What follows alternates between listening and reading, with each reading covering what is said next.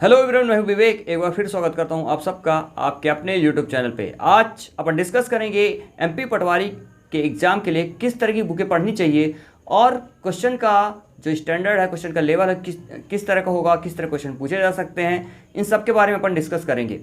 तो देखिए, सबसे पहला क्वेश्चन तो ये उठता है कि अभी तक एमपी पटवारी का नोटिफिकेशन नहीं आया है, तो हम अपनी तैयारी को क्यों इतना जो है स्ट्रॉन्ग करें। तो देखिए, नोटिफिकेशन कभी भी आ सकता है। एमपी में जो भी वैकेंसी होती है वो चुनाव को देखते हुए ही आती हैं। तो एमपी में जो चुनाव है 2023 में एक चुनाव है, तो इसका जो नोटिफिकेशन है हो सकता है नवंबर दिसंबर 2022 में इसका नोटिफिकेशन आ सकता है। तो आप अपनी तैयारी को बिल्कुल स्ट्रॉन्ग रखिए, नोटिफिकेशन का इंतज़ार मत करिए, क्योंकि आपको अगर नौकरी पानी है, जॉब पाना है, तो आपको सिर्फ तैयारी फोकस करना होगा। अब बात उठती है कि किस तरह की बुकें पढ़नी चाहिए। तो देखिए, अभी यहाँ पे मार्केट में एक बुक अवेलेबल है। 2017 में एमपी पटवारी का एग्ज़ाम हुआ था, तो उसमें जो क्वेश्चन पूछे गए थे उसका पूरा सेट जो है बुक, बहुत सारे पब्लिकेशंस जो है इसके सेट जो है मार्केट में दे रहे हैं, तो उनको आप परचेस कर सकते हैं। अब दूसरी बात ये आती है कि करंट अफेयर्स के लिए किस तरह कौन सी बुक पढ़ें। तो देखिए, स्पीडी की बुक भी बहुत अच्छी है, और भी बहुत सारी मैगजीन हैं जो बहुत ही अच्छी मैगजीन है, उनको भी आप जो है करंट अफेयर्स के लिए ले सकते हैं। और इसके बाद आता है मध्य प्रदेश का सामान्य ज्ञान, तो उसके लिए उपकार की बुक है मध्य प्रदेश का, और भी बहुत सारे पब्लिकेशन जो है उसके लिए बुकें निकाल रहे हैं, तो उनको भी आप परचेस कर सकते हैं।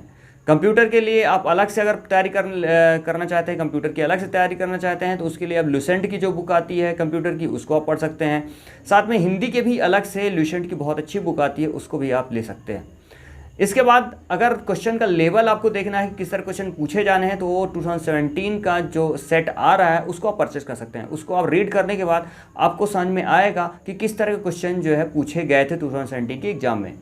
अब 2017 में जो उसमें उस समय जो पूछे गए थे करंट अफेयर्स 2017 के अकॉर्डिंग पूछा गया था। जैसे विधानसभा में जीएसटी लागू करने वाला भारत का प्रथम राज्य कौन सा है, तो जो जीएसटी कानून था वो 2017 में लागू हुआ था, इसलिए उस समय का ये करंट अफेयर्स पूछा गया था। लेकिन अभी प्रेजेंट में अगर देखा जाए तो जो प्रेजेंट में करंट अफेयर्स है उससे रिलेटेड काफ़ी क्वेश्चन आप जो है पूछे जा सकते हैं। जैसे कि कोरोना से रिलेटेड काफ़ी क्वेश्चन पूछे जा सकते हैं, साथ में राष्ट्रमंडल खेल से रिलेटेड क्वेश्चन पूछे जा सकते हैं। तो इस तरह के जो है करंट अफेयर्स है उसको आपको लास्ट 6 मंथ का जो करंट अफेयर्स है उसको आपको पढ़ना पड़ेगा अच्छे से। और साथ में मध्य प्रदेश से रिलेटेड जो करंट अफेयर्स है उसको तो आपको पढ़ना ही होगा।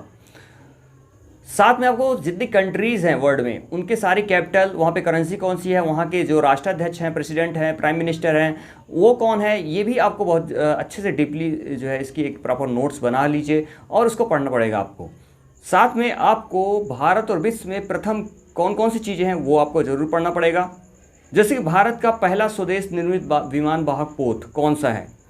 तो इस तरह के जो क्वेश्चन हैं वो ज़रूर आपको करंट अफेयर से रिलेटेड क्वेश्चन ये आ जाएंगे, उनको आपको पढ़ना होगा। साथ में एक बहुत ही इम्पॉर्टेंट टॉपिक है अंतर्राष्ट्रीय संगठन। अंतर्राष्ट्रीय संगठनों का जो मुख्यालय है वो कहाँ पे है, उनको आपको ज़रूर पढ़ना होगा। तो उनको आप बिल्कुल मिस मत करिए, उनको एक प्रॉपर नोट्स बना के उसको आप अच्छे से पढ़ सकते हैं। अंतर्राष्ट्रीय संगठनों में आपका जैसे संयुक्त राष्ट्र संघ, ठीक है, उससे रिलेटेड जितने भी ऑर्गेनाइजेशन हैं वो सारे उनके मुख्यालय कहाँ कहाँ पे हैं। इंटरपोल है, अंतर्राष्ट्रीय श्रम संगठन, इससे रिलेटेड क्वेश्चन है, वो उनकी स्थापना कब की गई, ये सारे क्वेश्चन आपको पढ़ने होंगे।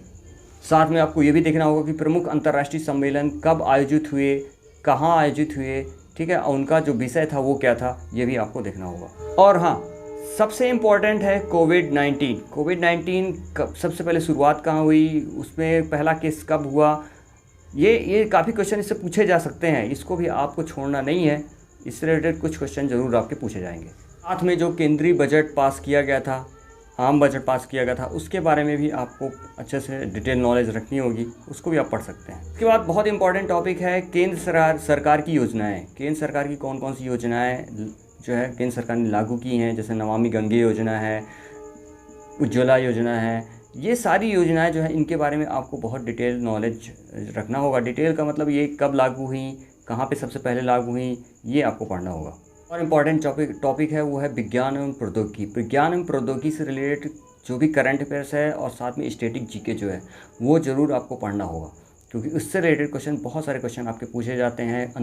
ऑर्गेनाइजेशन कौन से हैं, संस्थान कौन से हैं विज्ञान और प्रौद्योगिकी से रिलेटेड, और उनकी स्थापना कब की गई, उनका कहाँ पे हैं वो, इससे रिलेटेड क्वेश्चन, काफ़ी क्वेश्चन आपके एग्ज़ाम में पूछे जा सकते हैं।